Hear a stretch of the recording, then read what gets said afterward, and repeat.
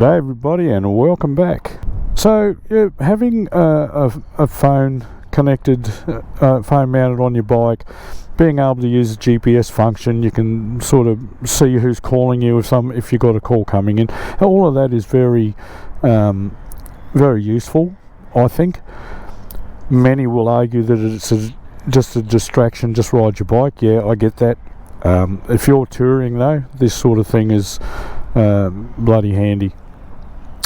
So I went and mounted it. I bought a quad lock phone mount and mounted it on there. But I have since found out that you can, and I have, destroy the camera in your phone. So if you solid mount it straight onto the quad lock on the handlebar, the iPhone stability mechanism on the camera fails. It doesn't like it. It doesn't like the vibrations. So that's happened, and the first time I realised that we've got a pug that does this weird dog trancing thing. It is a thing. Look it up. Dog trancing. So they go into this like trance mode and walk through plants or curtains or something. They like the feel of it dragging on their back, and I thought it was quite amusing. Wife and I were sitting out the front having a coffee the other day, and I was filming it, and that's when I realised that I had an issue.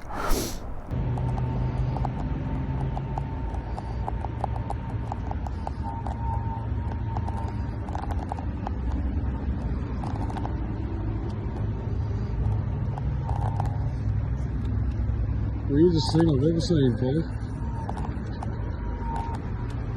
You're a weirdo, man. And it's not in slow motion. You have not put the video on slow motion. No, that's real speed.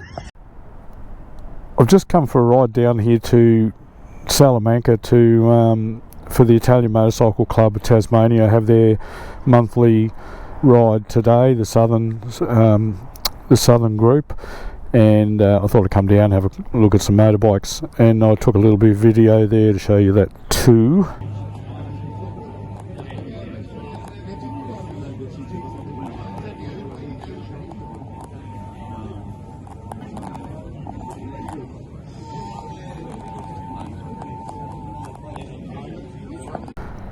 Yes, so apparently I find all this stuff out after the fact, of course.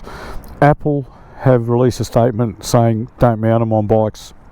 They tell you. I think it was enough of an issue because, of course, people all around the world are mounting their phones on their bikes, and Apple have just recently released a statement and said don't do it. So this is an iPhone 11 Pro Plus or whatever the hell they are. I don't know. I've got about 4 months left on this, and I can get a new camera, so I'm not too worried about it. But I do use the camera a lot. I rely on it quite heavily because I use it as a magnifying glass essentially. If I'm at work and there's something like a bit of small print or something, or I want to look at something in a bit more detail, or if I can't quite see it, I'll take a photograph and then blow it up. You know how it is. And yeah, it's terrible. It won't focus. It's really bad.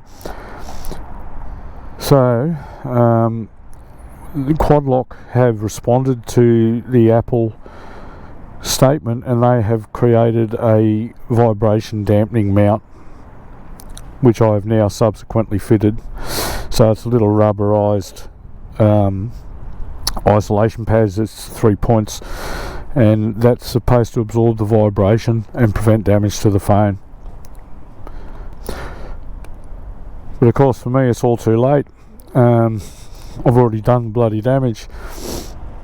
However, I'm hoping that subsequent phones don't fail, because the only way to fix it is to replace the camera in the phone. I imagine that's not going to be cheap. So I guess that's just a short video, but a heads up for anybody considering mounting an iPhone to their motorcycle. The official word from Apple is don't do it. However, they did suggest that if you do it, you need to be able to isolate the vibrations, and that's what Quadlock have done.